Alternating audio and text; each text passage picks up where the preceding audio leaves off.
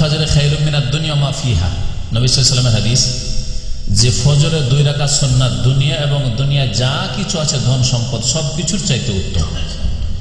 এর অর্থ হচ্ছে দুনিয়া, সারা দুনিয়ার যদি আপনাকে রাজত্ব দিয়ে দেওয়া হয় তবুও ধ্বংসশীল, আপনিও ধ্বংসশীল, আপনার রাজত্ব ধ্বংসশীল। দেখলেন বড় বড় রাজা বাদশা কোথায় গেছে, সাদ্দাম কোথায় গেল, গাদ্দাফি কোথায় গেল, আরো সব দুনিয়া থেকে সব চলে গেছে, তাই না?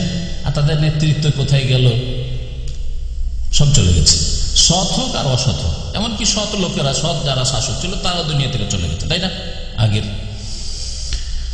তো দুনিয়ার সবকিছুই ধ্বংসশীল চলে যাবে, কিন্তু ফজরের 2 রাকাতের নেকি ধ্বংসশীল নয়, সেটা থাকবে আপনার সাথে।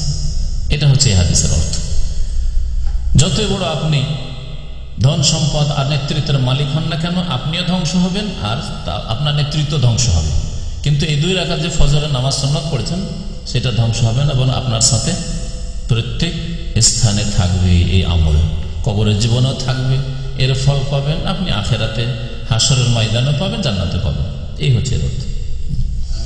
এইরকম ধরনের যতগুলি হাদিস আছে এইখান থেকে শুনে রাখবেন, যেখানে দুনিয়ার তুলনায় ঋণকে আসসালাতু খায়রুম মিনান নওম, অথচ ঘুম আপনার খুব জরুরি আছে, 2-3 দিন ঘুমাইতে পারবেন, তার চাইতে উত্তম। কেন? এই জন্য উত্তম যে ঘুম ধ্বংসশীল, চিরদিনের ঘুম ঘুমিয়ে যাবেন, তখন আপনার ওই নামাজ সালাতটা কাজ আসবে, আপনার এই নিদ্রা কাজে আসবে না, ঠিক না?